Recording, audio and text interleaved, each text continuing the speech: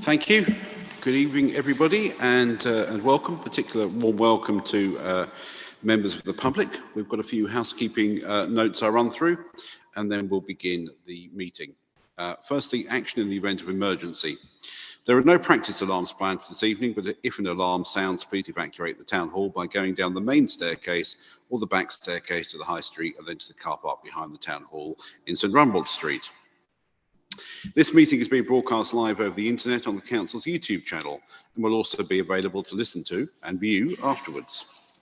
I want to confirm that all of us present in the room are adhering to the relevant government guidance on COVID-19. I can assure those watching that the meeting room is set up to meet social distancing requirements. Whilst we are not wearing masks while seated, these will be worn if and when we leave our seats. A COVID risk assessment has been undertaken for this meeting. The use of mobile phones and other devices, including cameras, by visitors is welcomed, but you are requested to use them discreetly, to set them to silent, and to not use voice or camera flash functions. Speakers are reminded that microphones are to be used at all times. And I'll just introduce a little bit about the work of the Cabinet. For the benefit of members of the public, I would like to explain that the Cabinet is the main executive body of the Council. It is responsible for day-to-day decision-making on all Council services and also makes recommendations to full Council on major policy issues on the Council's budget. The Cabinet is made up of 6 councillors, each of whom is responsible for a particular range of services. My name is Councillor Paul Dundas. I represent Stanway Ward and I'm the leader of the Council. If we go around that way, perhaps councillors followed by officers would like to introduce themselves. Good evening, Councillor Simon Crowe, Castle Ward, Cabinet Member for Environment and Sustainability. Good evening, everyone. I'm Councillor Sue Lissy-Moore, Deputy Leader of the Council and Cabinet Member for Resources. Hello, everyone. I'm Councillor Darius Laws and I'm the portfolio holder for the Economy, Business and Heritage with a capital H.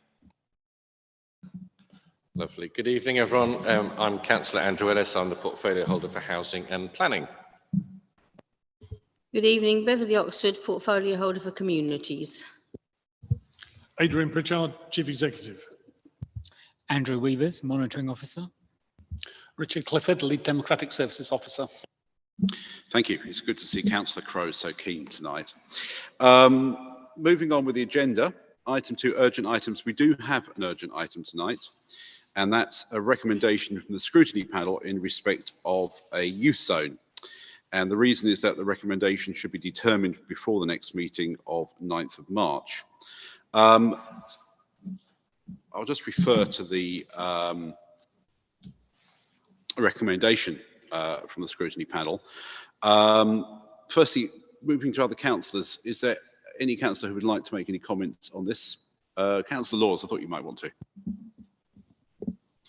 Thank you, Leader. I just wanted to acknowledge the good work that Scrutiny have done on this, and there is a consensus that we have an aspiration to keep this on the table.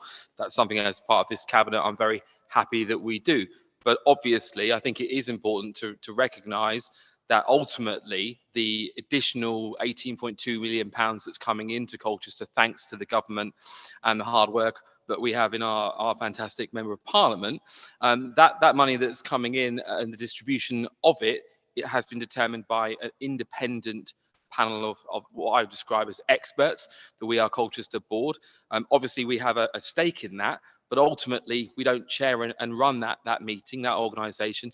They've come up with a set of viable schemes where there are clear business plans in place that were viable for the deadline set by the government. So it is obviously the reality is that they've acknowledged that this isn't ready yet. We don't have a site, we don't have the revenue cost business plan, and various other challenges.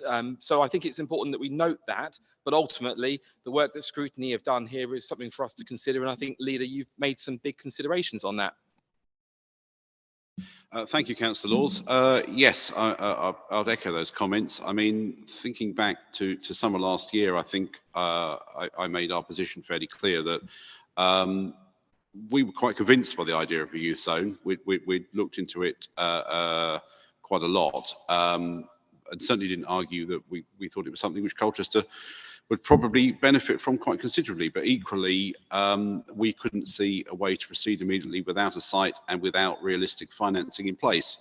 And after, I know there's been a bit of political jiggery-pokery, but I think when we've all looked at it in a serious manner, looking at the recommendations, I think the scrutiny panel has come to the same conclusion, that it's an aspiration we all share, but we simply haven't got a practical way of delivering it at the moment. And I held my hands up that I couldn't see a way of doing it. And at the moment, it doesn't seem that anybody else has either. Cabinet members, I'm minded to accept pretty much the bulk of the recommendations of the scrutiny panel. There's very little in them I disagree with. I am perhaps going to suggest, if I may, that we flesh them out very slightly, just for clarity, but I think the intent will be kept. So I think my suggestion for us to accept as a recommendation would be that, firstly, Cabinet thanks the scrutiny panel for their work in respect of a potential use zone, and that Cabinet notes that there appears to be agreement a use zone cannot proceed at this time. The meeting is being recorded. The meeting is being recorded. That's not part of the recommendation. The opportunity for a youth zone was explored extensively, but the youth zone was removed from the Town Deal Fund by the Independent Board in early 2021 due to lack of clarity around identifying a suitable site, the capital financing shortfall, and the annual running costs. The recommendation from Cabinet on October the 12th, 2021 asked for a broad consensus to the scrutiny panel, asked for a broad consensus on future funding, an agreed site, and a solution to incorporating the 400,000 or above annual cost in the budget to be identified. The lack of specific recommendations on these leads Cabinet to deduce the panel agrees there is no current acceptable way of incorporating a youth zone in the budget's medium-term financial forecasting. Cabinet fully agrees with the recommendation that, in the short to medium term, the Council cooperates with Essex County Council to boost youth services throughout the borough, such as those at the Townhouse, supporting these and an increase in outreach activities. Cabinet notes and agrees that the aspiration for a youth zone has cross-party support in principle. Cabinet accepts the panel's recommendation that an ambition maintained for a youth zone to be completed in Colchester Borough by 2027.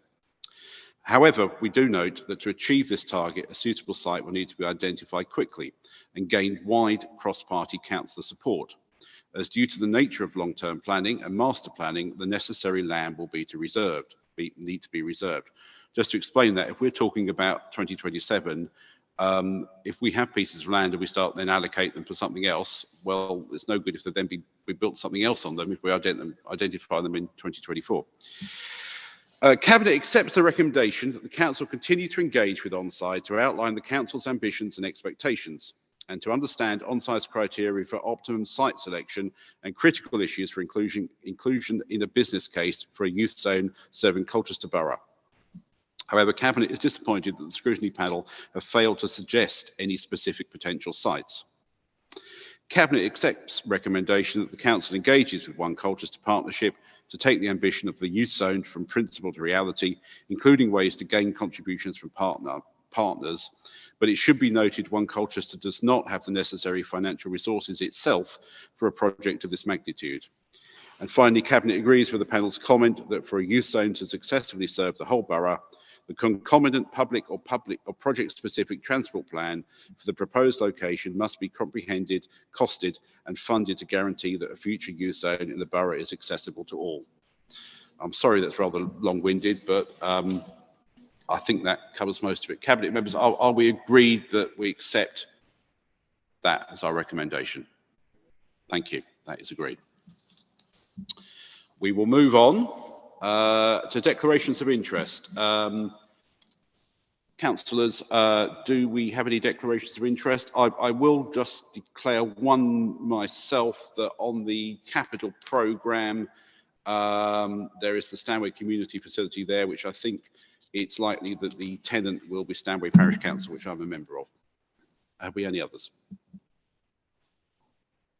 No, thank you.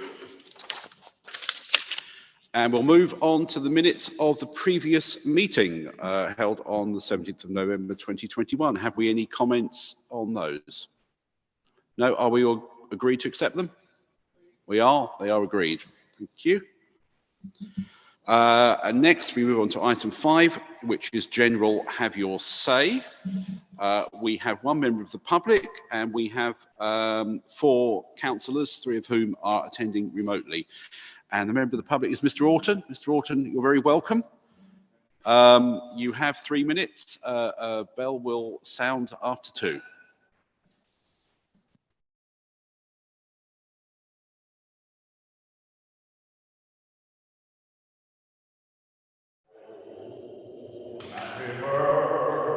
He just keeps rolling along. Councillors, that is exactly how I feel. I've been coming here now since 2015, and I've been bringing issues to your attention time and time again. Sit down and speak. Time and time again, the same old thing. Here he goes again, not Orton again. Oh, for God's sake. Councillors, I care about this town. I was born here in 1941, which makes me 80 years old, by the way. In 1941, in a rat-infested house opposite the police station just down the road. I went off for 30 years, joining Her Majesty's forces, spending so much time with the probation service in Colchester, and then another 15 years running an enormous setup, 501 properties in London, which I learnt an awful lot, not just from the military, but from running that hotel in London.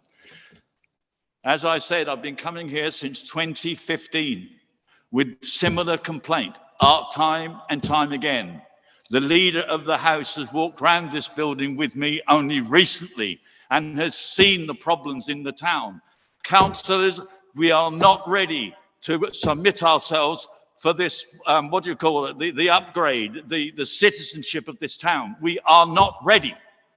And if there's anybody who would like to walk around with me, and this is the second time I've offered this, I am very happy to do so. Any Sunday afternoon at 2 o'clock. I stood out there 2 weeks ago at my last Have Your Say on the Sunday at 2 o'clock, and not one member of the council bothered to appear. And we have a gentleman, Councillor Law, an excellent councillor, but he has historical aspects in his portfolio, and he didn't even bother to turn up. If we don't look at the state of our town as it is now, we will not get citizenship, and we all want it. The town is below standard. I come here as a representative of no party, which allows me to speak as I feel without having any problems or any issues with any other party. I am an honest individual and I will speak my mind. Councillors, I will finally say, unless we get out there, get a small team together, working on these, they're not major problems. They're relatively small and inexpensive. You've seen them yourself, Councillor, Mr. Dunlop, you've seen them. For God's sake, get together collectively as a council and say that old bugger is right. We're not ready. Let's sort it out. Thank you very much. Thank you. Yes, a good point, and actually, as you know, I agree with a lot of your sentiment there. Now, Councillor Laws or Crow, would you like to comment? Well, thank you for coming along this evening, Mr. Orton. It's always a pleasure to see you. And your timing is absolutely spot on, because I know one of your concerns in the town centre is the state of our pavements.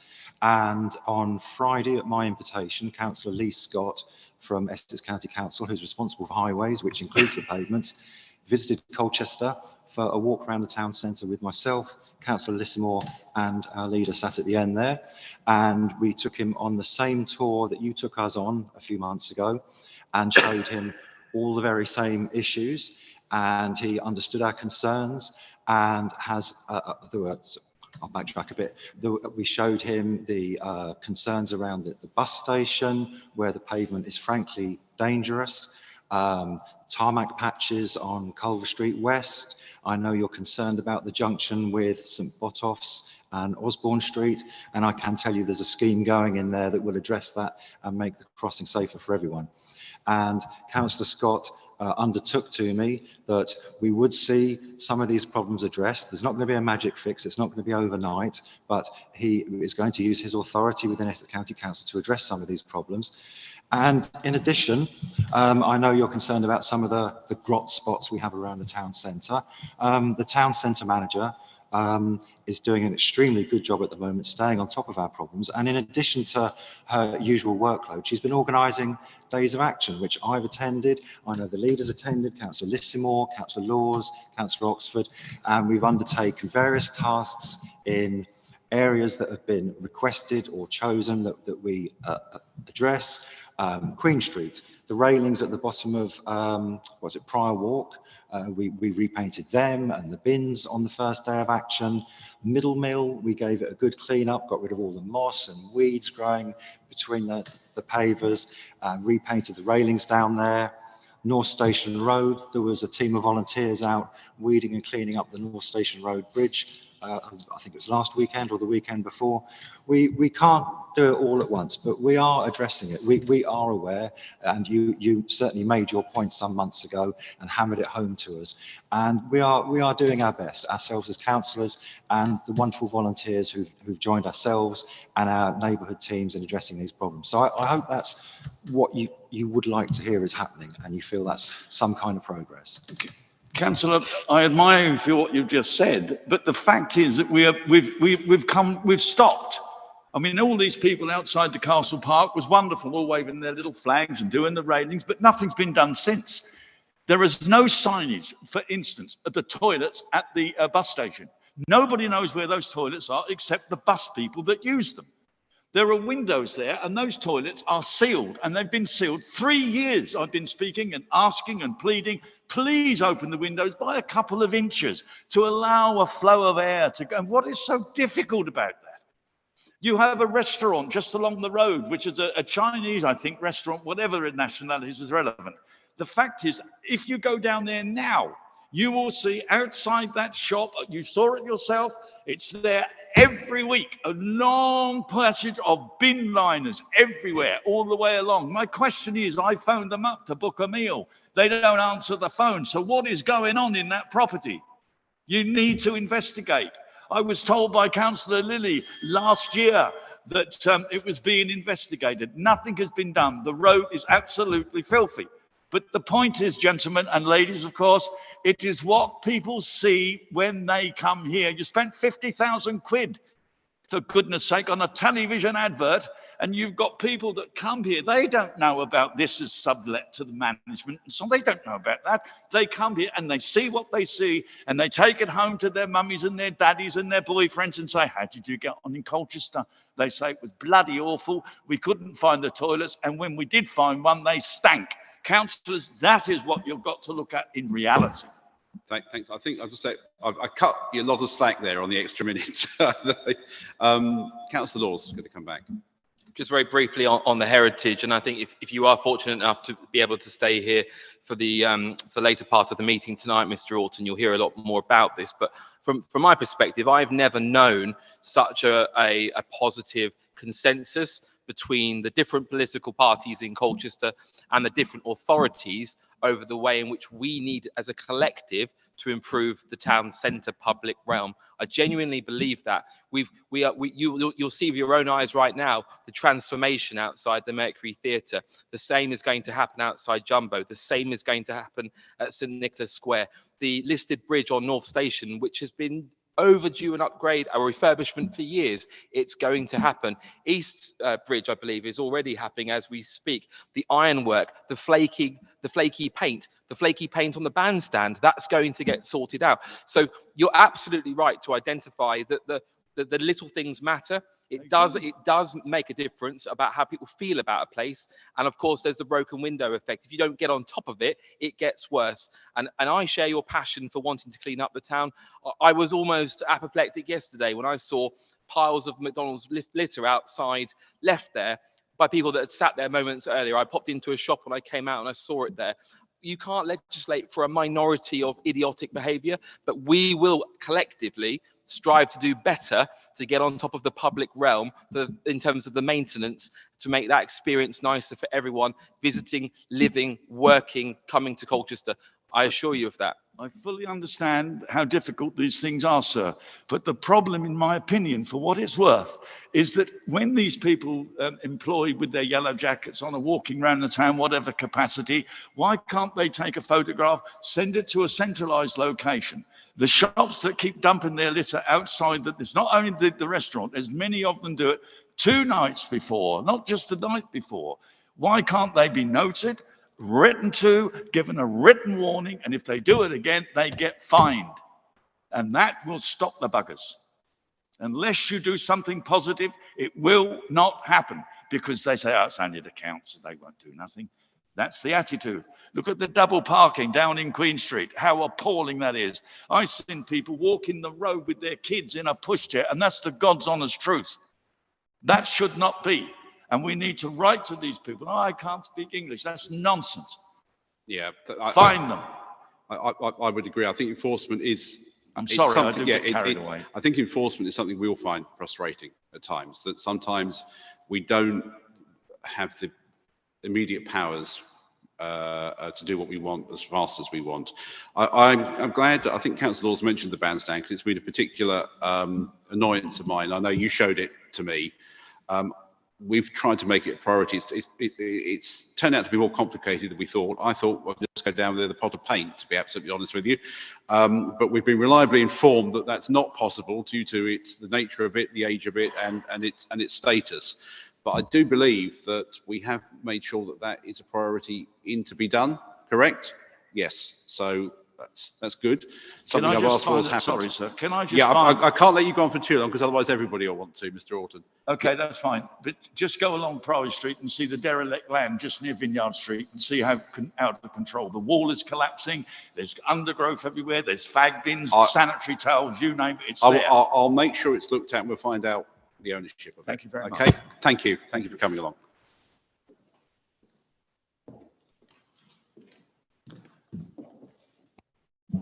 Right, we now have 4 councillors on the general Have Your Say.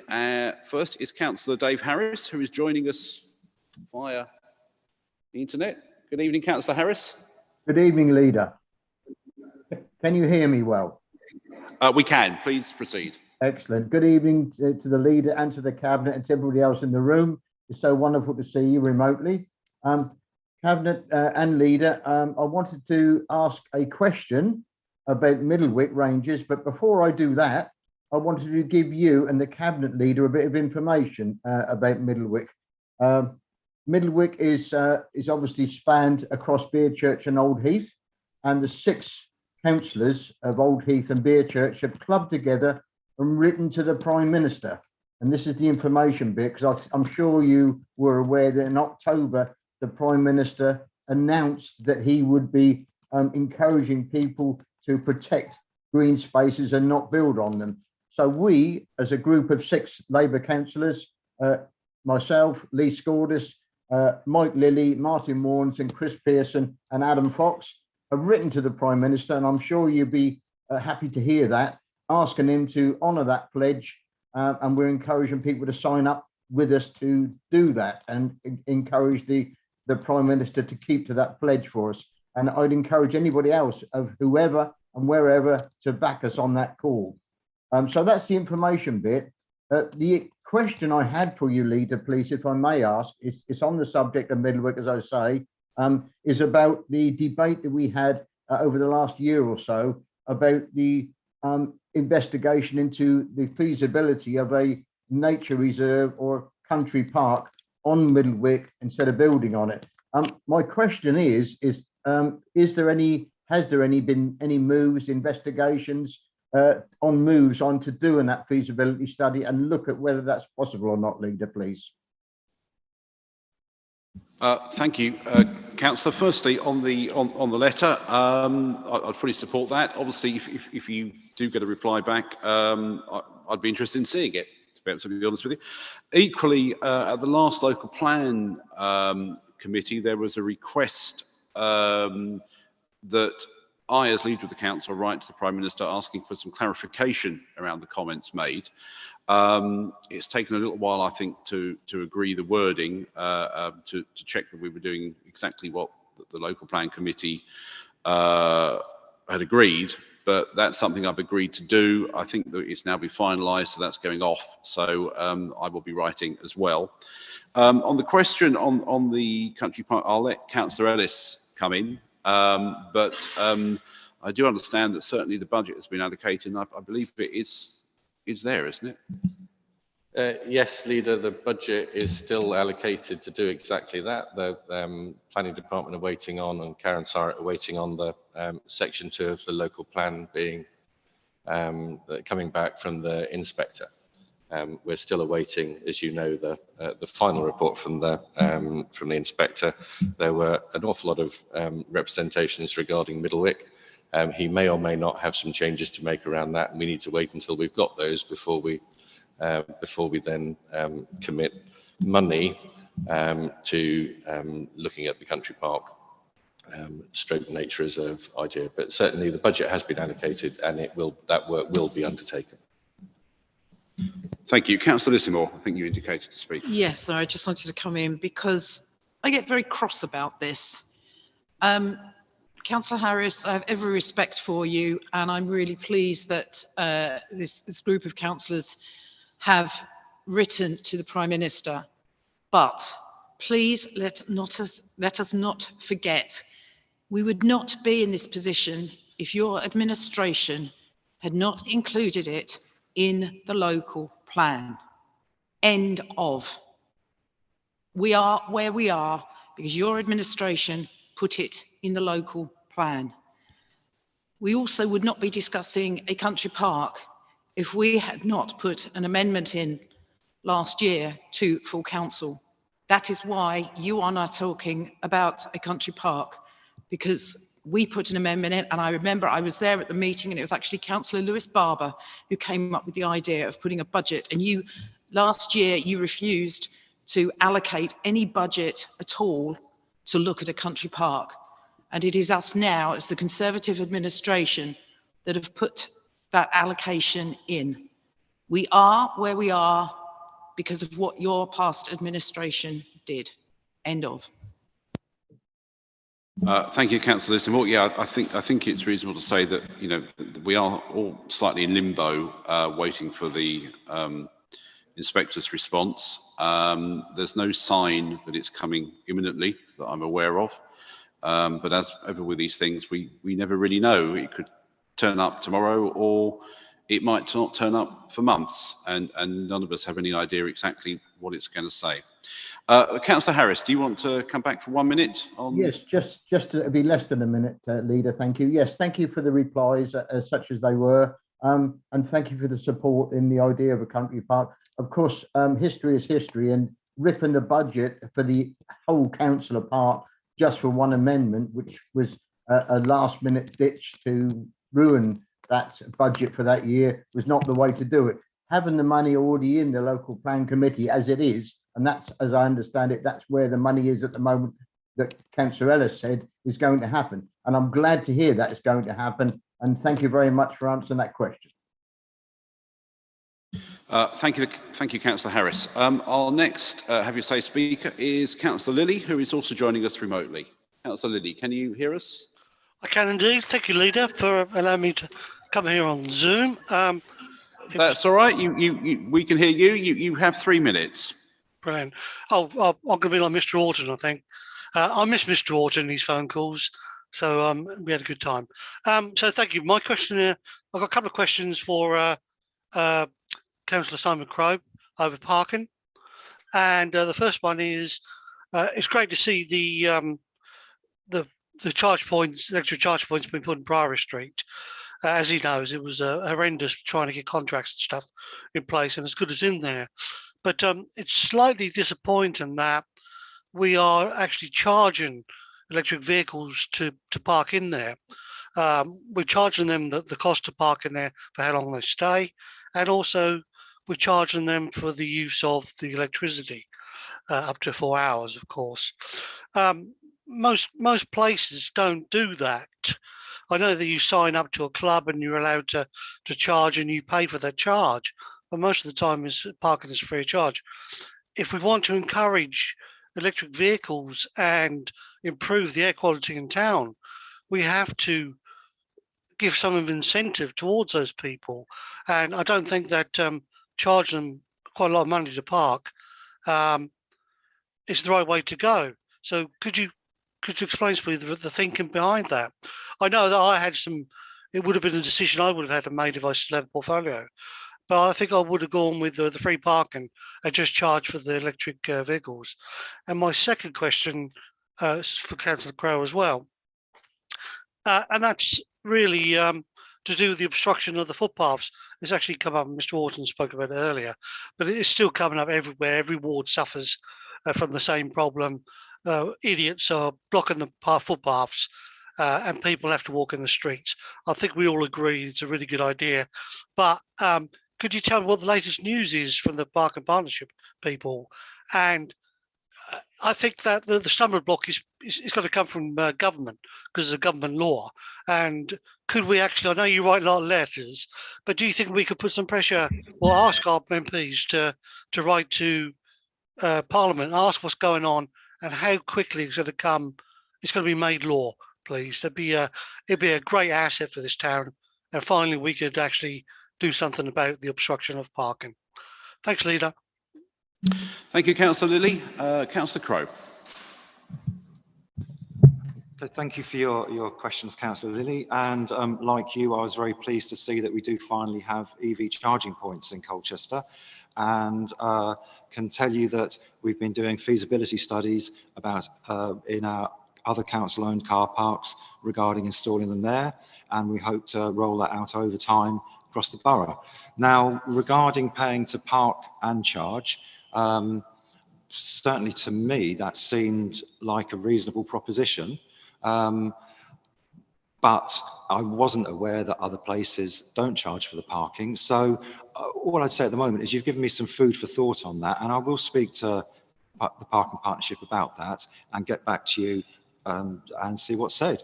And regarding parking on the pavement, I didn't quite catch some of what you said. I would appreciate your concerns about it.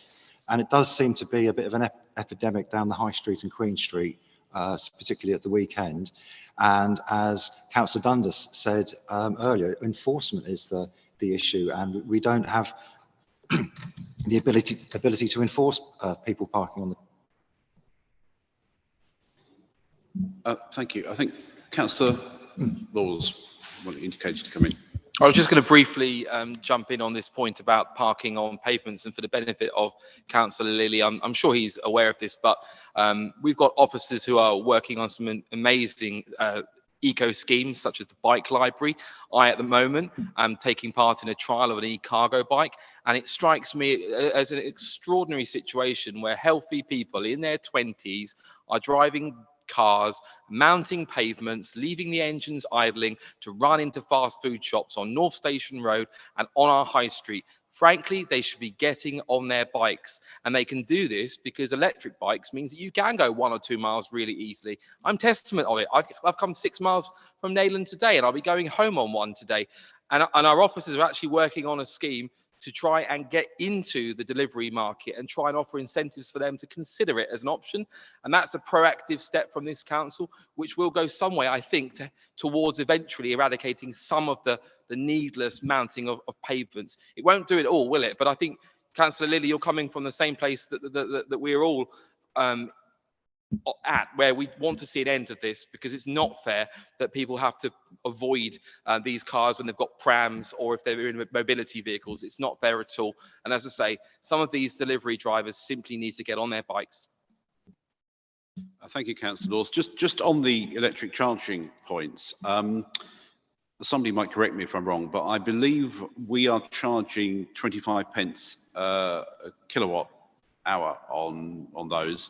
That is a lot less than many others. In actual fact, I think a lot of sort of public chargers are 3-4 times that.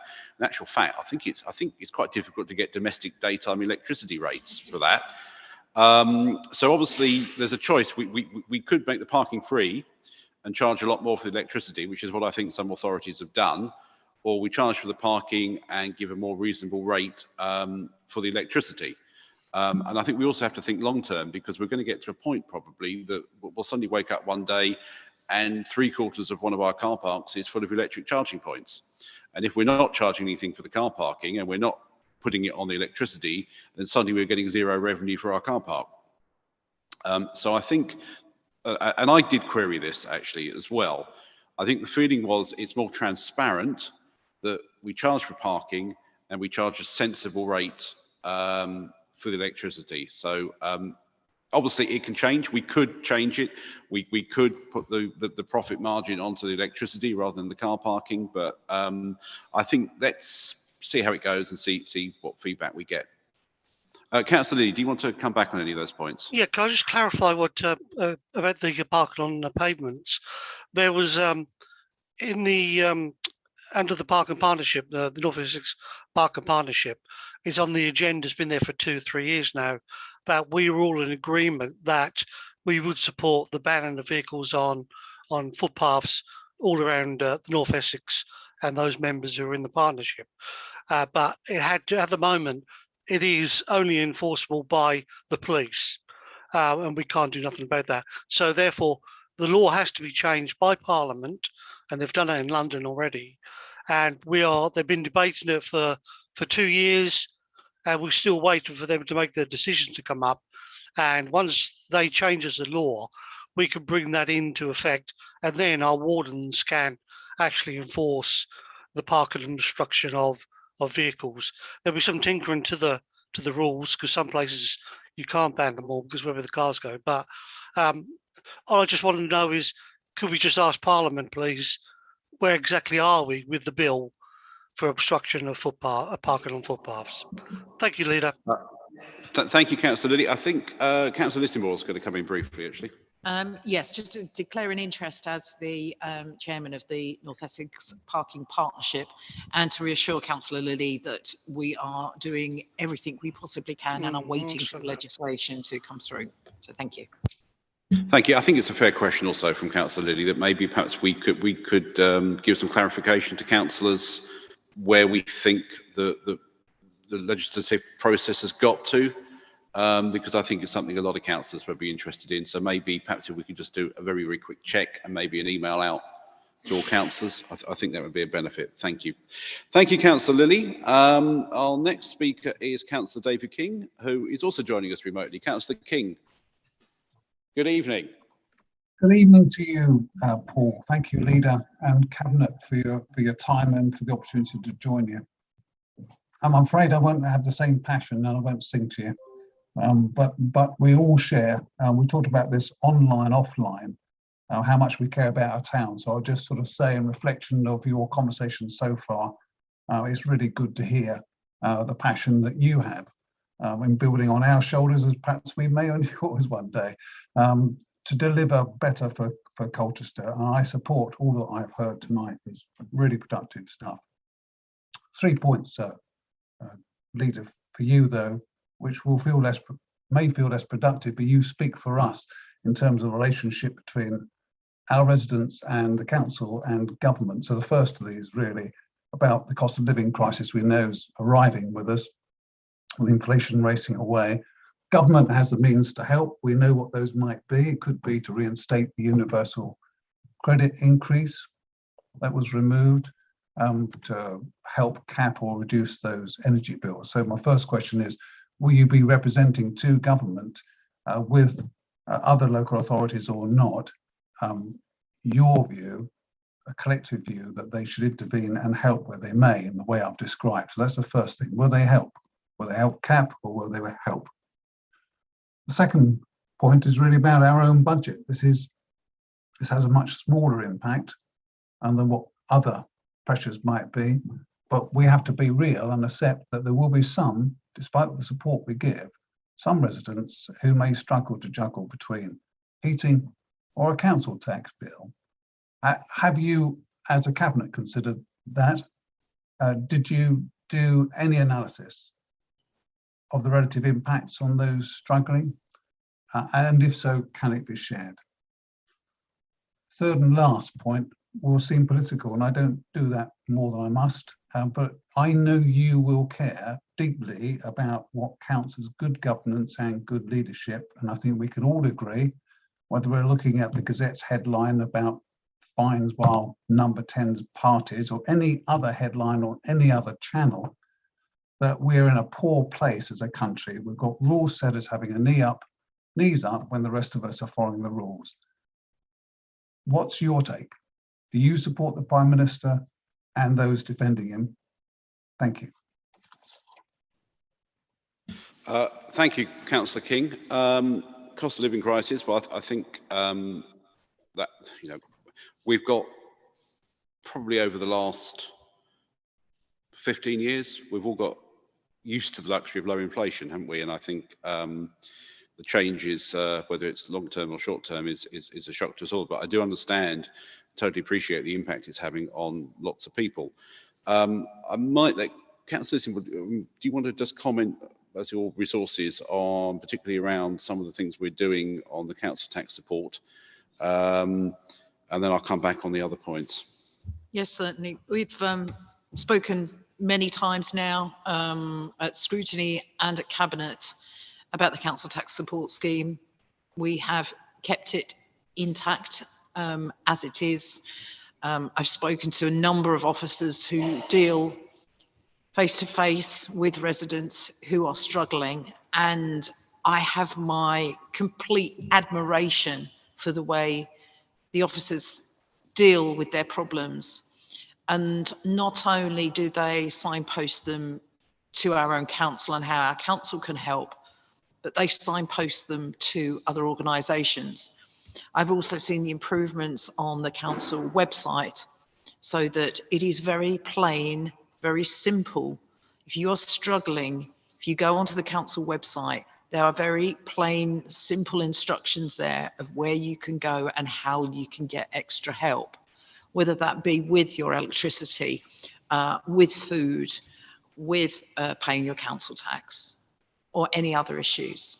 It is absolutely first class. And also, I'm always extremely concerned about, and I call them sort of the lowest common denominator, i.e. those people that are not online, those that do not have easy access to the internet.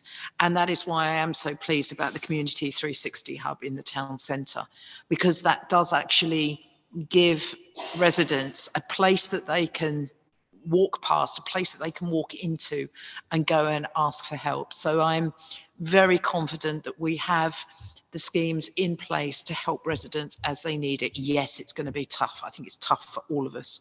And I'm obviously extremely concerned about how inflation is affecting the council finances, especially when it comes to construction of some of the wonderful schemes that we've got in the pipeline at the moment. And we are monitoring those schemes on a very, very regular basis. But I'm confident the help is out there for the residents when they need it. Thank you, Councillor. Well, yeah, I mean, on the universal credit, I understand the concern, but there has been the extra funding put in, which people can claim for, which went to Essex County Council initially. There's also been the change in the taper, which has benefited quite a few people. We've also been monitoring inquiries to us as a council from people as to whether there's been a significant increase in number of people expressing requests for help, particularly around universal credit. When it initially came in, I understand there was a very small and quite short-term uplift. Frankly, it was a lot less than perhaps one would have expected. And we haven't really noticed a particularly big increase since then at all. On the council tax bills, well, of course, we are ambitious to run the most efficient council that we can. But equally, it's a balance, isn't it? That our residents also rely on our services in many cases. So we could take millions out of the budget cut council tax, but equally that would result in cutting drastically what this council does. So I think we've tried to take a fair balance between maintaining all our services. We've cut nearly 2 million out of the revenue budget, thanks to some excellent work, I have to say, by officers. And I think we've got the balance about right. On Gazette headlines, well, speaking of the Gazette, I've made my views quite clear in the Gazette. In fact, I think I managed to be a headline one day in there. I've expressed the fact that I'm obviously disappointed to hear about some of the things which have been going on. Let's be clear, it seems to be quite a wide number of people involved, but I like to actually know the facts and circumstances of things before I make final judgments. So I suspect we might not have to wait long, but let's see exactly what the facts are before we jump to conclusions or I make any final pronouncements on it. Thank you, Councillor King. Do you want to come back for 1 minute? How could I not take that opportunity, Paul? Look, I won't extend it. I thank you for the responses from yourself and from Councillor Lissimore. The positioning relative to Sue Gray's report and all the incidents and issues, well, we're all going to get pressed for a judgment on that. I'll just say one more time how much it matters, and those serving them as well. Now, that matters to me with my past history and having worked sometimes inside Cabinet Office, how much it matters about those who lead and those who support them, how they behave in the example they've set. It's corrosive of politics if we don't be frank about just what's going on and how we stand about it. But I understand your position and your party's position. Could I just go back on one specific thing, which is around the issue of take up of the help and support? I absolutely agree, Sue. It's a really good team. It was and it is. And we are well served in Colchester. I think we can be really pleased, and I endorse that. But I would sort of say that in terms of national movement of policy, it matters that this council not only tracks those numbers, because it's the winter ahead that will influence that uplift in those who need help, but that we let government know what we think early, because it will take some time for a response to be secured. So thank you for your responses, both of you and all of you, for what you're trying to do for us. But I ask again that we put our weight behind good governance, good leadership, and get the government to move its policies early, not later. And thank you. Thank you, Councillor King. I cut you quite a lot of slack on the 1 minute there. So, good man. But thank you very much for your comments. And finally, we have, on general have your say, we have in the room, we have Councillor Scordis.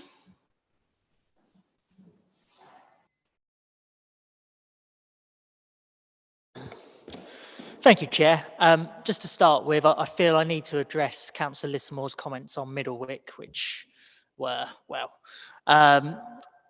we know that we're in the position we are, Middlewick, because the government is selling the land. That is the fact. We were told in 2016, and then it was put before the local plan. I didn't agree with it, completely agree, shouldn't have been in there, but I say we are where we are, and we haven't had much help from the MP. But do remember that you as Conservatives stood on a platform to stop building on Middlewick, and clearly you are breaking that pledge. But what I came here to speak on tonight is graffiti.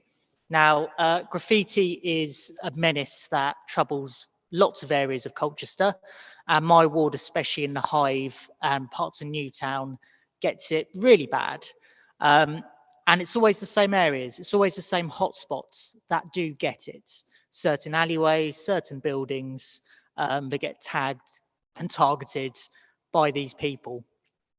So we as a council, we clear it when we can, and then a few days later, it either comes back, or it takes a year, or it takes a month.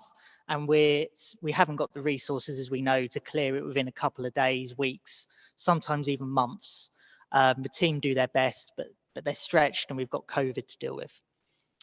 So what I'm proposing is we look at a strategy to deal with graffiti. And some ideas that have come into my head are these. First one is looking at professional street artists to actually paint on some of these walls. There's already one who does it in Colchester who doesn't actually get tagged because he's well known for the work he does in London and elsewhere, and he does respectful art on there. So that's one way of stopping it. Another is, do we look at light sensors, lights that go off to put off people, kind of shock them as they're about to tag a wall? Thirdly, we have an issue with the train station, and it may be a problem with Colchester Town as well, is that I'm informed that a lot of the taggers get off at Colchester Town or Hive because there's no barriers, so sometimes they don't even have a ticket. And that's why the Hive area, especially around the station, gets tagged so badly. So wondering whether we lobby Greater Anglia around maybe CCTV or extra resources of checking tickets, anything like that, to try and resolve this ongoing issue that really does make my ward scruffy, and I imagine a lot of your wards not looking as nice as well. Thank you, Councillor Scordis. I'll see if any other councillors want to come in, but I'll just pick up a couple of your comments. Firstly, on Middlewick, well, I would agree we are where we are. I think that the comments relating to what our local MP has done are unfair, and I don't think they're particularly true. I think actually he's been extremely passionate about the subject. He's written a great deal on it. I think his position has been made very, very clear. Equally, nothing has been built on Middlewick yet, so let's not give in or decide that that's been lost yet, because until building actually starts there, then it hasn't. The graffiti, I quite like some of those suggestions actually, and I would certainly pick up a comment about Greater Anglia. I think we should inquire and make the point to Greater Anglia regarding particularly Hythe, and maybe looking at some ticket enforcements. I don't think it just covers graffiti, actually. I think you may well find that there are some other crime-related activities which could be helped by that. Councillors, is there anybody else? Councillor Laws. I'm sure Councillor Crowe will have more to say on this, but I really liked your suggestion about a strategy to actually welcome some street art. I know personally it happened about a decade ago in Walthamstow with an organisation called Wood Street Walls, where they deliberately worked with the council and property owners of otherwise redundant dark corners and alleyways, and they designated them as areas where people could create art, and like you say, that meant that people sort of respected them and don't come along and tag and ruin them. We have a real live example of this already, in fact, just outside the castle, in the alleyway into the Dutch Quarter, where a lady is always allowed for small pieces of art and nice messages, in particular from some of our continental friends visiting here, to leave messages of friendship, and that's a lovely thing, and that seems to have been respected. So yeah, I think you make a really good point. I don't know your patch like you know it, but if you've got dark spots and walls that could be more vibrant and inviting and feel nicer, if you can negotiate with the owners, why not look at a strategy? And I'm sure Councillor Crowe will keep an open mind as to that. Thank you, Councillor Laws. Councillor Scordis, do you wish to come back for 1 minute on anything? Yeah, and I just forgot to mention, so the costs on the artist tend to be quite cheap. One of the ones I used to paint the abandoned electrical centre, I guess it is, in Old Heath Rec, he would do it just for the cost of the paint. So I used my locality budget for the cost of the spray cans, and he loved it. He just got on with it. That's all he wants to do. Good for his mental health, and enjoys it. So it would be general low cost if you look at proper local people. And he was actually also happy to train people how to use spray paint properly, so you don't have the horrible tags. You actually have quite nice art. So it's an affordable scheme as well. Thank you. I do have to apologise to Councillor Crowe, because I think I missed that he wanted to speak. It's my own fault for speaking at the wrong time before. So, so yeah, I do like your ideas, Councillor Scordis, and I can't really add much more to the support that you've obviously received. A couple of thoughts of my own. Back in the day when Rudy Giuliani in New York was an American hero, before things changed, he had a policy with the subway trains in New York that they'd get graffitied up and they'd be trundling around for weeks with the graffiti on them and nothing was ever done about it. So he issued an order that if a subway train got graffitied, it was to go into the yard at night and there was a team created to spray them. It wasn't the best paint job, but the graffiti was sprayed over. And the logic being, if their artwork isn't out there on display, the graffiti artists get fed up and bored and go and find something else to do. And that proved to be the case. And he did win the battle with the graffiti on the subway trains. So, and just one suggestion, my own ward seems to be suffering with graffiti at the moment. East Hill has been a spate of it recently. And I got some graffiti wipes that the neighbourhood teams use.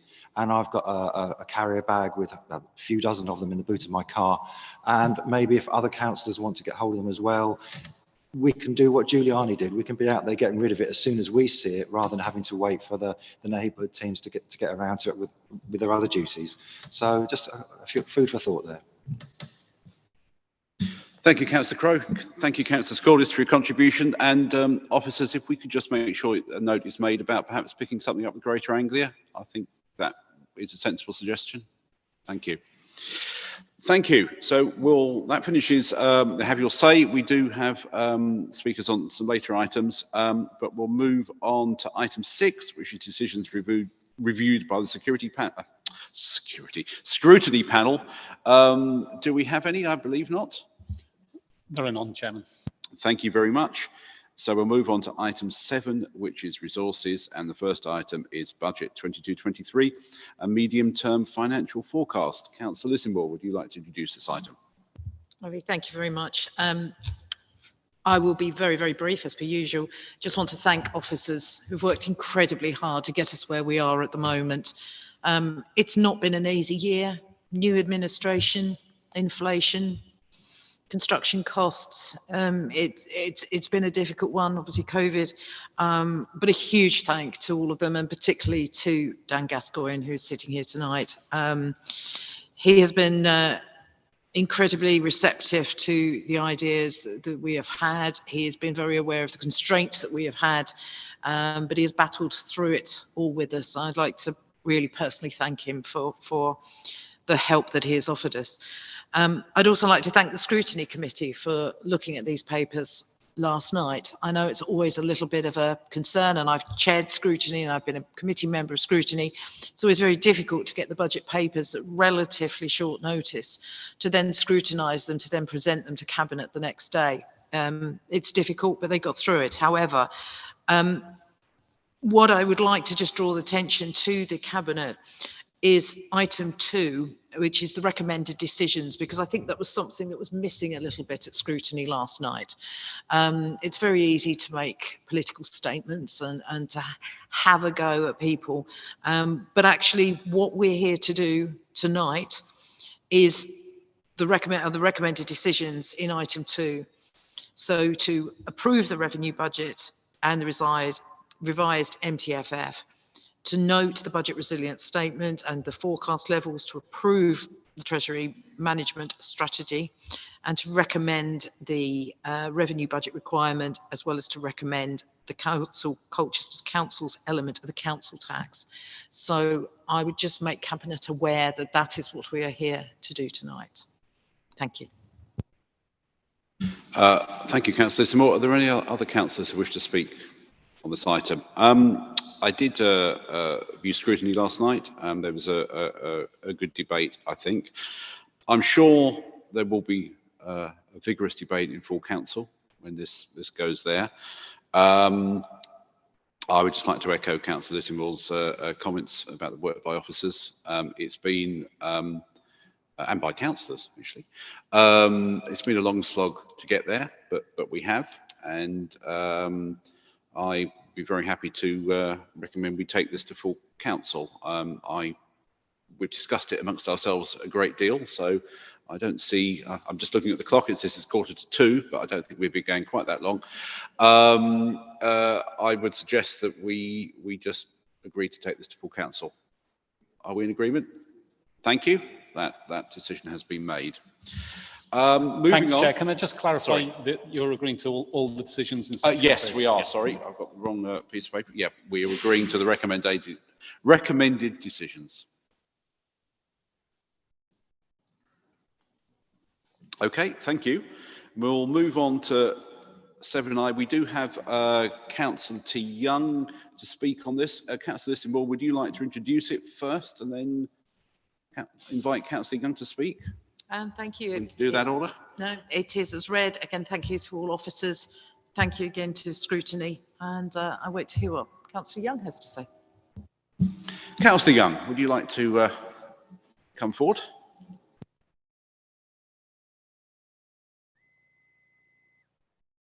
Thank you, Chair. This is the Universal Credit Mitigations paper.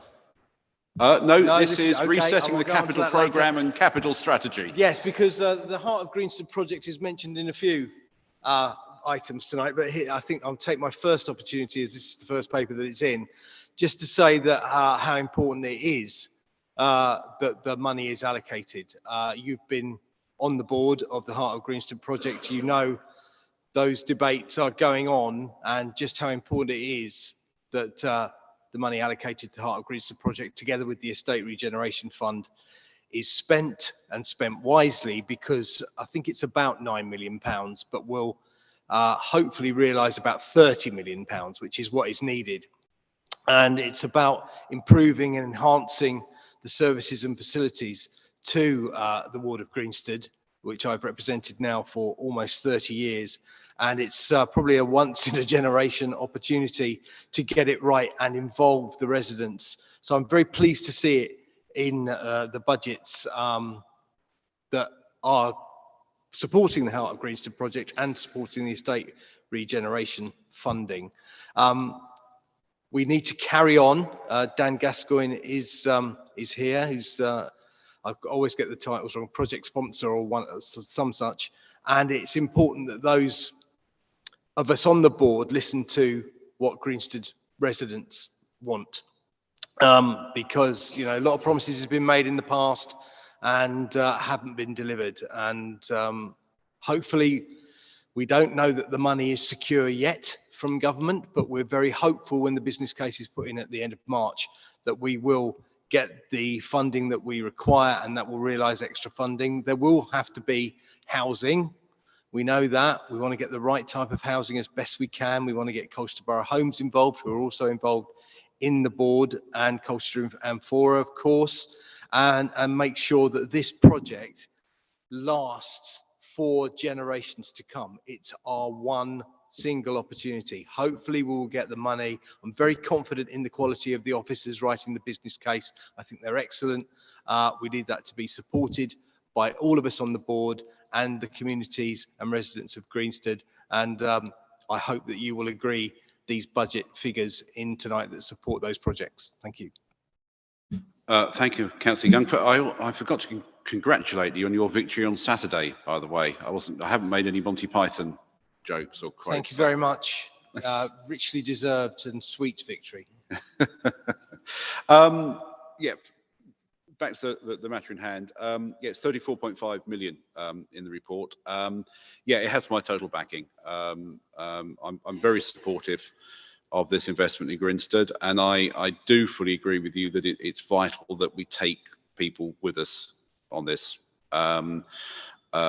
We've had some quite long discussions at the delivery board, and if it's felt that this is being imposed rather than working with residents, it simply won't work and will be a wasted opportunity. So all I would say is it has my total support, and I'll have pleasure in voting to approve it this evening. Councillors, any other councillors wish to come in? No. Thank you. Councillor Young, you have 1 minute to reply. I certainly won't take a minute. Thank you for your support. Thank you for the contributions that you're making in the board. I think it has been very productive, and we just need to carry on and, as you say, involve the community in our decision making, and let's hope we get it right. Thank you. Thank you. Would anybody else like to say anything more on this item? It is a very ambitious and comprehensive capital programme. A considerable amount of it is obviously supported by the Town Deal Fund, but not all by any means. But I think that there are a number of projects in there, and I think several of them have been mentioned tonight. Grinstead, we've spoken about Public Realm around St Nicholas Square, which we'll be discussing later. Balkan Gate, Jumbo, but several other areas as well, including the youth services, which there's actually 3 youth centres will benefit from this potentially. So I think it will make a difference to Colchester in the long run, and I hope that it gets good wide backing from councillors and beyond. So the recommended decision is in part 2. I can read them all out if you like. It's to recommend we recommend to Budget Council the capital strategy, to recommend to Budget Council to reset the capital programme 22-23 to 25-26 as set out in appendices B and C, subject to the recommendations 2.3 and 2.4 below, which are approval of the Town Deal schemes, which, as Councillor Young mentioned, we expect the final business cases to be submitted at the end of March. We are working on the assumption that actually once those are in, we will be able to begin drawdown of the funds on some of them quite quickly. I think we do need to. And further advances to council companies to be reviewed in the light of the Department for Levelling Up, Housing and Communities consultation on minimum revenue provision as set out in section 6 of this report. I think we have discussed this. Just to be clear, this doesn't affect all the capital projects. There's probably 2 which it potentially affects, which we may discuss later, but that's obviously something we need to bear in mind. So, Cabinet members, are you in agreement we approve this? Agreed? Thank you. That is agreed. So, we move on to 7.3. You've got a busy evening tonight, Sue, which is request for we've all been waiting for this one, request for delegated authority to agree the award of contract for Microsoft licensing. How we love Microsoft Authenticator, don't we? Sue, would you like to introduce this item? Thank you. Is as read. Okay, that was brief. Let me just check the recommended decision, because my laptop's gone to sleep. Sorry, I'll read it out for you. To delegate the authority to award the contract to the preferred supplier for Microsoft licensing under the CCS Microsoft Cloud Services aggregation opportunity to the portfolio holder for resources in consultation with the Assistant Director, Corporate and Improvement Services. Thank you. Does anybody else wish to comment more on this? No? Are we in agreement? I see everybody indicating we are in agreement. Thank you. And 7.4 is request for delegated authority to agree the award of a contract for a telephone system. Again, Sue. Again, as read. Okay, I didn't even make a telephone joke. Could you just check what the recommended decision is, actually, before we make it? Yep, to delegate the authority to award the contract to the preferred supplier under the CCS framework RM3808, Network Services 2, to the portfolio holder for resources in consultation with the Assistant Director, Corporate and Improvement Services. Thank you. Did you do that from memory? No. Councillors, are we in agreement to accept the recommendations? Thank you. Yes, we are. So that item is done. And 7.5 is mitigations council can make regarding loss of universal credit uplift and financial inequalities, which I think is the other item Councillor Young wishes to speak to. Councillor Young, would you like to come forward again?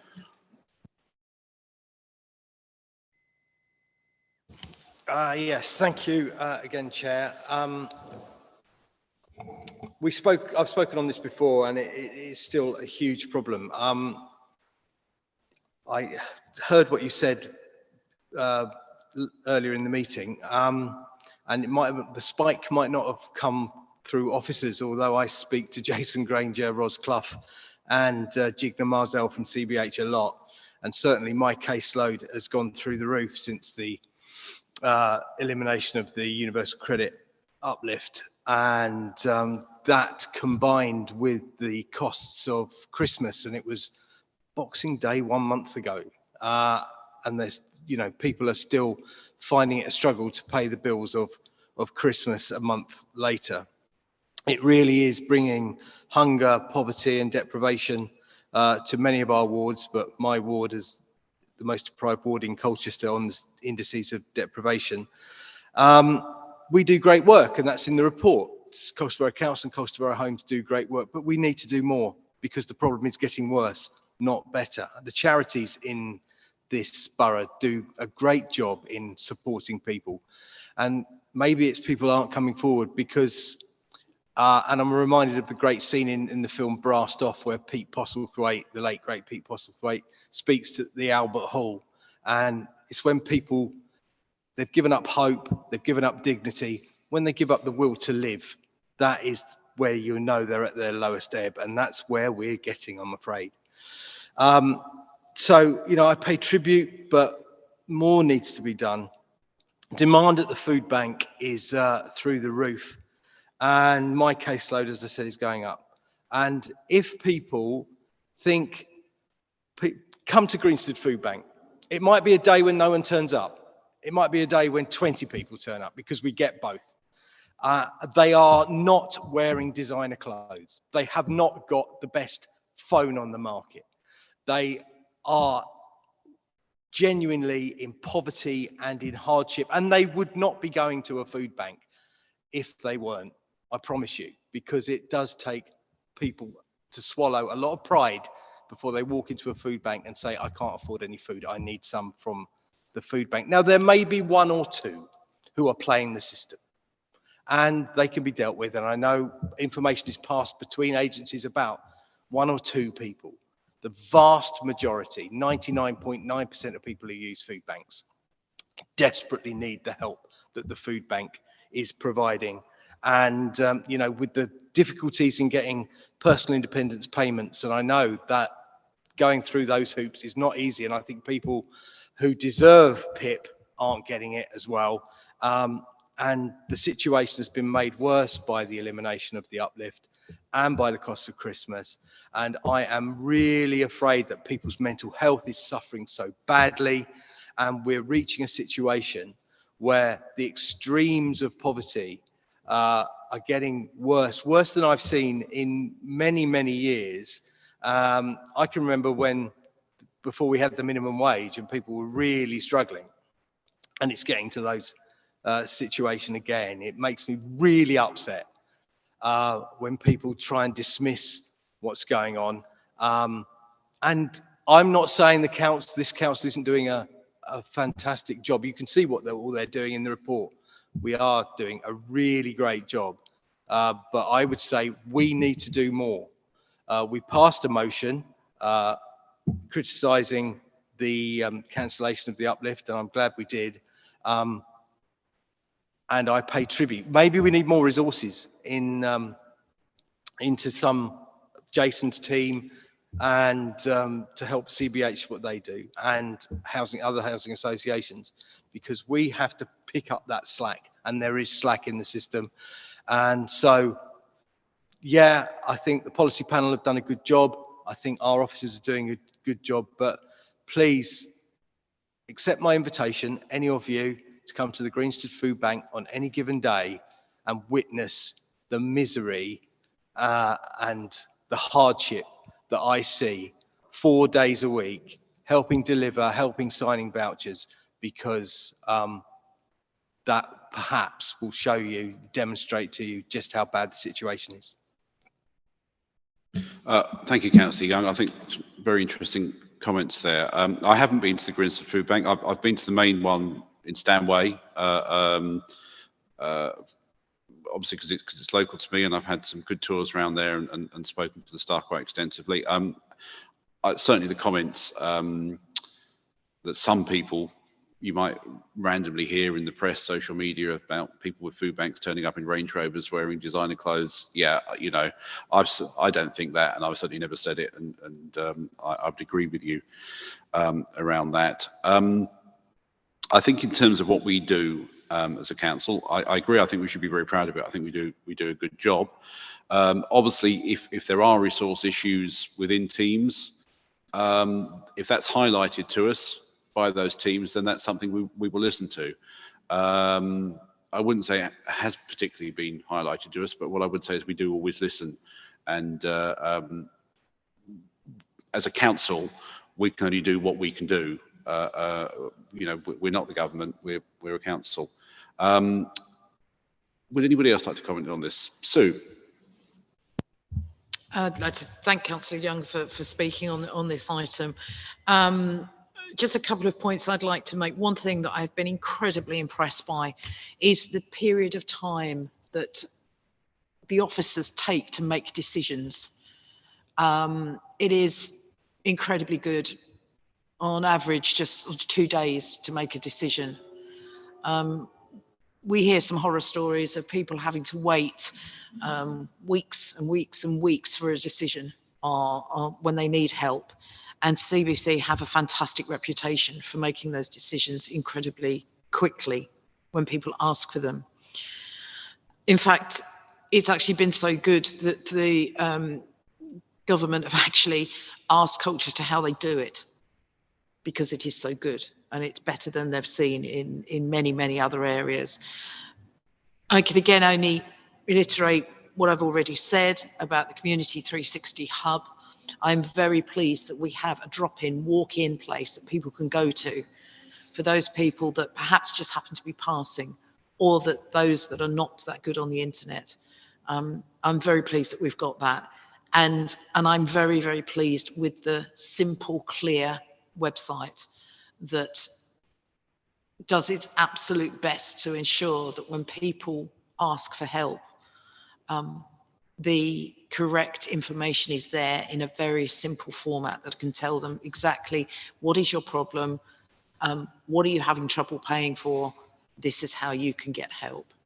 So thank you to Councillor Young, and congratulations again for the On the Ball. It was amusing, I have to say. And you promoted Colchester in a very good, positive way. So thank you. Thank you, Sue. Yeah, just on the website, though, there in the report, there is a particular comment made around the warm home discount. I haven't checked if anything's happened there, but I think that's something we need to keep an eye on. And if there is an issue, we need to address it. Councillor Young, would you like to come back on any of those points? Yes, thank you for your comments, and to Councillor Lissimore. I pay tribute to our officers. The average might be 2 days. If I make a referral, it's usually quicker than that. They're brilliant. They make life-saving, life-changing decisions, and I'm really proud of them, and we all should be really proud of them. Just a couple of things. There's a mention of an all-member briefing in the recommendations. I'm not sure, looking at Richard and Clifford, see if it's been arranged yet, because I do think all councillors need to know about that and when that is, so the sooner the better. And the other thing is inflation. We know inflation is high, 5% is the figure, but we know from what Jack Monroe has been saying on social media and on the TV and radio and all over the place where she can, actually in terms of food bills and energy bills, those bills that affect the most vulnerable and the poorest in society, inflation is a lot higher than that. And so, you know, that's another factor that they're going to have to cope with on top of the other things that I've mentioned. So, you know, we need to bear that in mind as well.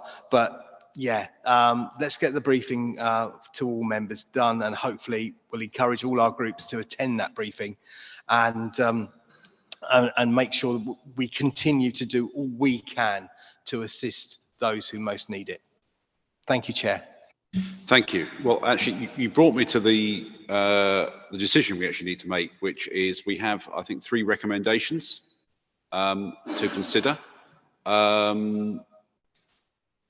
Firstly, that it's recommended to Cabinet that the report and appendix be circulated to all elected members of the council. That's certainly not something I have an issue with. We all agreed with that. And B, an all-member briefing be held in February or March 22 to provide further information on the council mitigations and outcome data. That seems a very sensible thing to do to me. Is that a realistic timetable? Democratic Services. Thank you, Chairman. Yes, we have provisionally identified the date of the 1st of March for that briefing. I thought I'd seen something agreement. pop up in my diary. That's good. So are we agreed with that? Okay, and recommendation C is Cabinet considers this report and the comments and deliberations of the policy panel. I've had a good read of it. I think we have considered it. I think I mentioned the website. Perhaps we just need to take that on board and check that that's resolved. Maybe there's a few other things in there we need to look at detail, but are we okay with the report? We accept it? Looks, I can't think of any reason not to. Thank you. Okay, thank you, and thank you, Councillor Young. Okay, we will move on to item 8, which, let me just check, I don't believe we have, no, we have no speakers on that. And that is housing and planning, and 8.1 is housing revenue account business plan 22 to 2052. We'll see who's there to see that one. Councillor Ellis. Thank you, Leader. I think we'll all agree the report's a very thorough one, and we've spoken about this at length ourselves. The HRA business plan is a culmination of work. Councillor Young's just been talking about how good our officers are. They really are fantastic in my department, I have to say.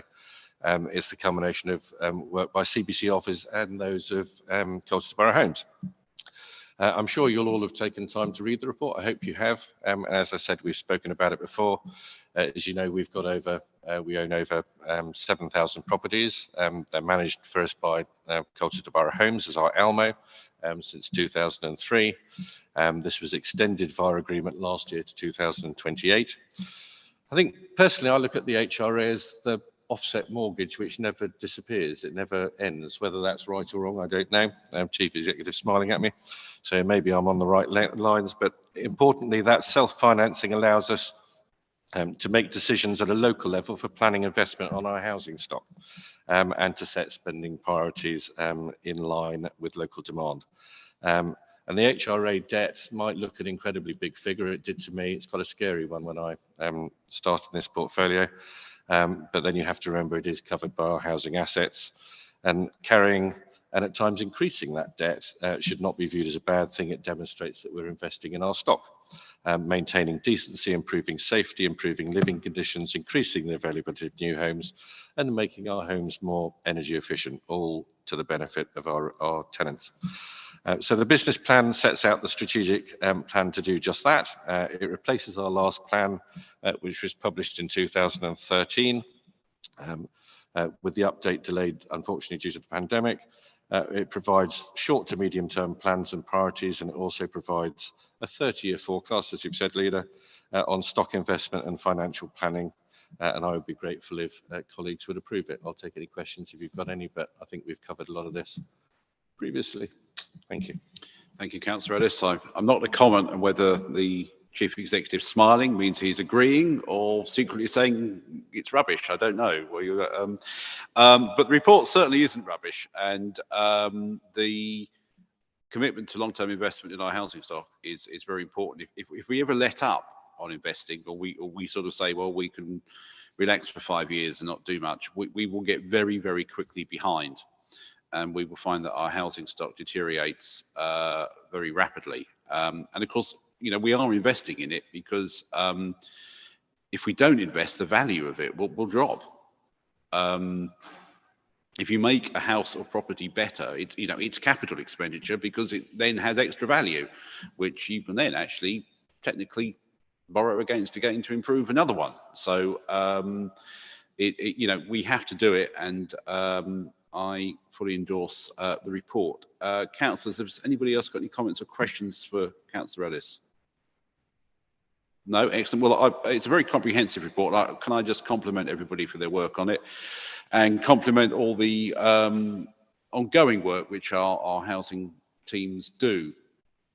So the recommended decision is short. It's to approve the revised housing revenue account business plan 2022 to 2052 as attached in Appendix 1 to your agendas.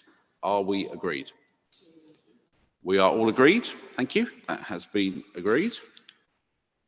And the next item is 8.2, which is Councillor Ellis again, which is Housing Revenue Account Estimates 2022 to 23. Sorry, essentially these are costs in the housing investment programme, which is all the contracts for repairs and replacements, fire doors, bathrooms, kitchens, windows, etc., but includes continuing funds for the new build programme, leader. It's reported annually, follows longer term programmes of cyclical work, so there's no major surprises in here or changes on the year on year. It's just an update on 12 months ago. Proposed allocation, I think, is nearly 33 million for 22-3, and that comes with an indication, obviously, of the 5-year potential expenditure requirements as set out in the report. But it's what we need to do. It goes with the HRA effectively, and the asset management plan. We have to spend this money if we're going to continue servicing our stock and bringing it up to the standard it needs to be. Thank you. Thank you. I think it's a tribute to our accountants that they've got like the figures down to £100. So I'm not quite sure what the £100 over 7.855 million is being spent on, but clearly there. Yes, I mean, I'm very happy with the report. Again, it's about investing or continue to invest and improve our housing, which I hope and believe we all support. Are we in agreement? The recommended decisions are set out in the report, 2.1 to 2.6. I can read them all out if you'd like, but I'm also happy to take them that you've read them all. Are we agreed? Thank you. We are agreed. Okay. And we move on to 8.3, which is the Housing Investment Programme 22 to 23. Councillor Ellis.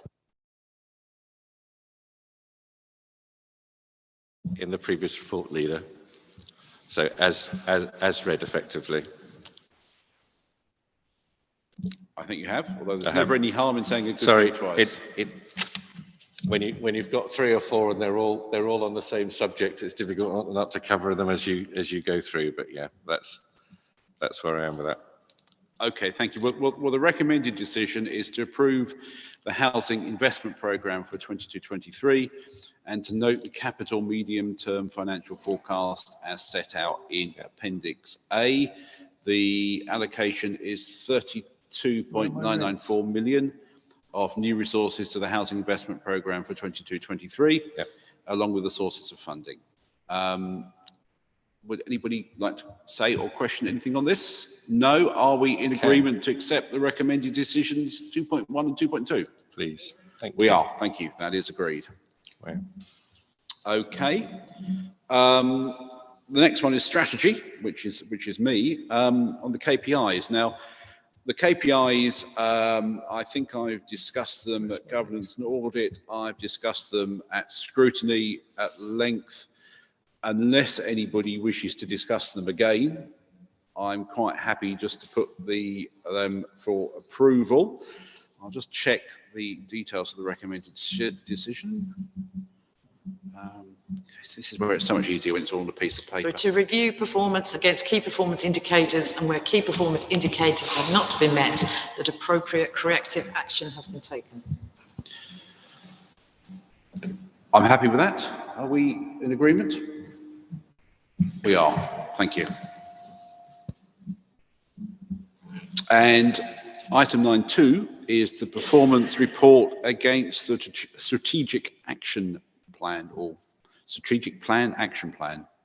Yeah, I think that is what it says. This really sets out, obviously we have the strategic plan, which is fairly high level. This sets out against some of those targets what's happened.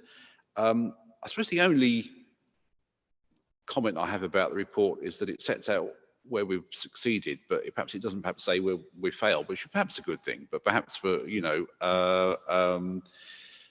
perhaps we should perhaps a bit more and say, actually, we haven't done this in future, but it keeps us on our toes. But I'm quite happy to recommend it for approval as it stands in the agenda pack, if everybody agrees. Agreed. Okay, thank you. And section 9I is councillor member development, which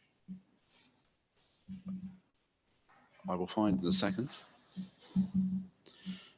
This is really the recommendations which come out of the member development panel, which is a very sort of consensual cross-party panel, usually. So the recommended decision is to approve the draft councillor development policy and councillor development strategy, and to recommend the councillor development policy to full council for adoption. Obviously, if councillors wish to discuss it wider, then we can do so at full council, should anybody wish to do so. But I'm quite happy to recommend we take it straight to full council. Are we agreed? We are. Okay. And the next item is item 10, economy, business and heritage. And the first one is St Nicholas Square contractor appointment, which is Councillor Laws. Thank you, Leader. The reason that this is here tonight is because of the size of the contract involved, the details of which are set out in the confidential part of the agenda. Although I can tell you that there was obviously a rigorous procurement process to find the contractor to do these works. There were 5 tenders in total, and I'm pleased that a relatively local firm is potentially going to be undertaking the works. Colleagues, public realm is not easy, actually. You may look at the Mercury now and think, well, they've just leveled the pavement. But actually, whenever you've got a piece of public realm in a busy thoroughfare where there's lots of different businesses and different people with different needs sometimes, it's not easy. So, you might think, well, let's just put some benches there because that'll be nice, people will sit there. That might have an antisocial behaviour impact. Or it can happen. The idea of relocating shrubbery or a tree can be controversial occasionally, because people might think, well, things are being taken away from them, and they might jump the gun and not realise that actually more greenery is coming. And then, of course, you have some real difficult situations, and I'm sad to say it, but I watched what happened in Ipswich in Cornhill, where they, with good intentions, tried to level a surface. But actually, the creation of steps resulted in tragically someone dying, and they had to retrofit safety barriers there. So this is not easy, but I'm really, really excited that we're going to be doing this, hopefully. We've been talking about this since 1966, and if my history teacher is watching this, Dr. Uzetsky, if you can find an earlier source, I'd love to hear it. But we first talked about creating a public square in 1966. I want to pay tribute to the work that our officers have done on this. As I say, it's not easy, and I know that Mandy Jones and her team have worked really, really hard, because there's different landowners involved. You're dealing with a former graveyard. I mean, that's never going to be easy. And then you have a hotel, and you have retail, and then you have restaurants, and you have public highways, and seemingly at the moment a free-for-all car park, which will change. So I want to pay tribute to our officers for that. And I also want to pay tribute to our outgoing chief executive, because I'm absolutely sure that without Adrian Pritchard banging the drum for this public realm, like has happened with Jumbo, we might not be where we are with this. And I think he has had a real strong personal hand in it. I also want to pay tribute, for the benefit of any relations that are listening, to Alderman Collins and Alderman Harrison. These two gentlemen were part of the Essex County Planning Committee and the Colchester Town Development Committee back in 1966, when they identified this site as being an important piece of public realm, and so it shall be. It's going to be a piazza. It's going to be a place for people. That's where our town centres are going. They're not going to be about parked cars. It's got to end. People have got to open their eyes to it. Town centres are for people. And that's what we're going to do here. I've personally said to the architects that involved, that are a local firm, that this space needs to work in the daytime as well as the nighttime. And there is now, I believe, a consensus around the idea that you actually can and should light up lots of public realm. Thankfully, through LED technology, it doesn't cost a lot to run those lights. So I'm really excited by this. I hope that Cabinet colleagues agree that we're going to get a good result in in finally getting a public square that we can all be proud of. And there's much more work to do in a town centre. This is just part of it, but this is a really, really good start. Thank you, Councillor Dawes. I can only really echo those comments. Because this is actually it's actually the second town deal project. Good to see that starting. Lots more to come. I'm really looking forward to seeing it done, actually. And I would like to say well done to officers. I'm aware that anything which involves sort of multiple bits of land ownership, multiple agencies, multiple different permissions, various challenges around the finances to get it off the ground is not easy. So thank you for all your work on it, and I think we will get a really good result. On the recommended decision, I note that the recommended contractor scored the highest overall mark and scored very highly on technical merit and social value benefits, and as it says at the bottom, was also the cheapest. So Andrew, I beg your pardon, I didn't know if you were just telling me to go faster or you wanted to speak, so I'll let you speak. No, sorry, it was a quiet comment to Councillor Laws, because he's just held up a document which I gave him some years ago and suggested that he take note of, and I see he's used it this evening, so I was rather pleased. It belonged to my late brother-in-law. That's why it was quite important, and actually it's really nice to see that Councillor Laws has used it, Chairman. There we go.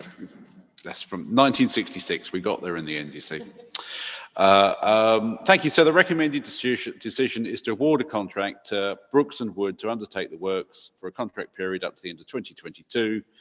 And if the recommended bidder cannot fulfill their obligations on the contract, to award a contract to the next ranked bidder. Are we agreed with that?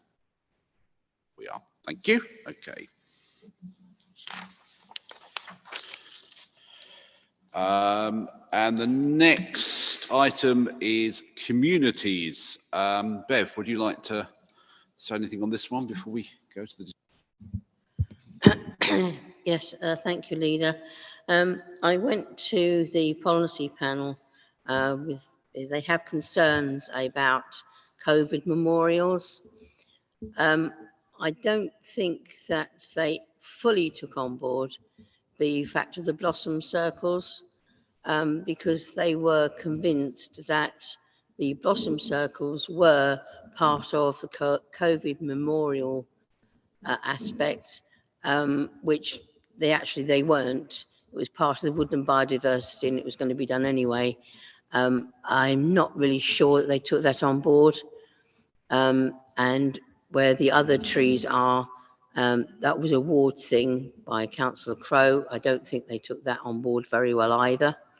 They want COVID memorials, which, yes, I do think we should have one, or more than one, depending. But I think if we are going to have COVID memorials, they have to be the right sort of the memorial, in the right place and at the right time. I know the Mercury are putting on a commemorative show or get together, and I got the impression from the panel they didn't quite like that, even though it's going to be free of charge. I got the impression that they weren't very impressed with it. I thought it was a wonderful idea for the Mercury to do that, but I don't know they fully agreed with it. Yes, for COVID memorials, definitely, but we are still in a pandemic. So I think we have to be very careful as to when we do them, because obviously, sadly, the people that have lost their lives, family members, and I'm sure we all know people that have, but there are still people that are losing their lives now. And I'm not sure if to start putting memorials up wherever you want to put them up is at the moment a good idea. I think it should be, we should wait for a while to see how this pandemic goes, because we're still in it. And it seems a little bit like jumping the gun. We must have a memorial, so we'll have one. They wanted one, or their suggestions were in Trinity Church, the graveyard in the Trinity Church. Then again, I'm not really sure that's a very good place to put it, because it seems to be a little bit out of the way. And I'm not actually sure you will be allowed to put one in there anyway. I think it should be a little bit more central that people can see. You have to know where Trinity Church is to know there would be a memorial, and if you don't, then you'll think, well, there's a memorial somewhere, but I don't know where it is. We'll have that same thing that, well, this is going on in the town, but there's no signpost, so I don't know where it is. I would like to see a memorial of some sort actually at the cemetery. Just outside the crematorium. There is a little patch of land there. I think that would also be a fitting place to put a memorial, because let's face it, that's where a lot of our residents went to. So I think there should be one there. But yes, I do agree with the panel that we should have memorials, but I'm not really sure that now is the time to do it. But if people are supportive of being in Trinity Church, I've got no problems with that. And it says that we recommend to Cabinet the suggestions regarding the citing of memorials. Well, they've said memorials, but they've only cited one. So I'm not sure if the panel means that the Trinity Church memorial is the only one that should be there, or whether or not we'll have that one there and another one somewhere else. But I'm quite happy with it. Thank you, Chair. Thank you, Bev. Yes, I attended the policy panel with you. I think what had happened is, I mean, there were recommendations which came to us in the autumn from the policy panel, and we accepted them pretty much as they were, and things were implemented along those lines. But for whatever reason, they felt that the those recommendations didn't fully reflect what they had decided. Obviously, does beg the question that why nobody from the policy panel read the agenda for Cabinet where their recommendations were and didn't come to Cabinet and say these don't actually reflect what we decided, but we'll gloss over that. However, I think we did have a discussion, and I think we did agree that perhaps there'd been something lost in translation in terms of everybody's intent. I mean, the Mercury event, which seems to have quite wide support, actually.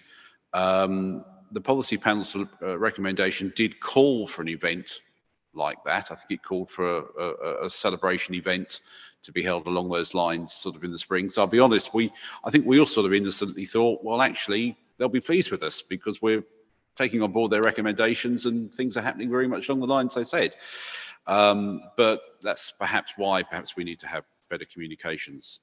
On the recommendation, I haven't really got a big problem with it, but equally, you know, with something like this, if you look at memorials to past events, if you look at memorials to wars, that they haven't actually just been done by the council. I don't believe the Bourne Memorial was just put up by the council. I think there's wider involvement. So I think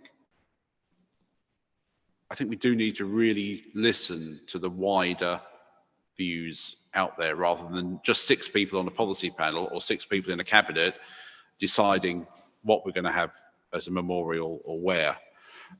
So I would just like to append to the end of the recommendation that it's taken as written, but with the end, but the wider public and other community groups' views must also be taken into account. Just to make it clear that, yeah, we will obviously, as a cabinet, we will consider the policy panel suggestions, but we're not just considering the policy panel suggestions. We will consider suggestions and views from anybody else around the borough as well. Is that a sensible suggestion? Are we agreed? Okay. Thank you.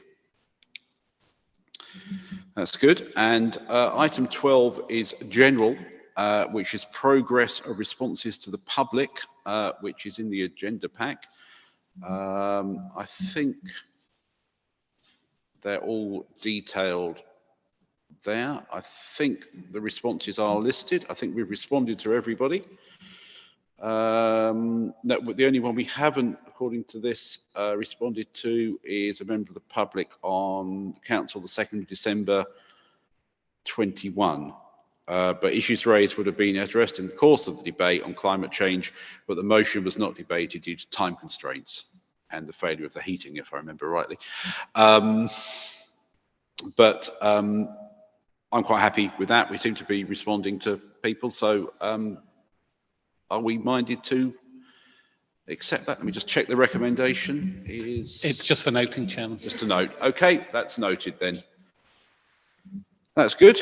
And item 13 is exclusion of the public in accordance with section 100A brackets 4 of the Local Government Act 1972 and in accordance with the Local Authorities Executive Arrangements, Meetings and Access to Information England Regulations 2012 to exclude the public, including the press, from the meeting so that any items containing exempt information in part B of this agenda can be decided. Are we agreed to do that? We are. Okay. Could we please, well, I'll just say thank you to anybody listening or watching and good night. And if we could stop the recording, please, and we'll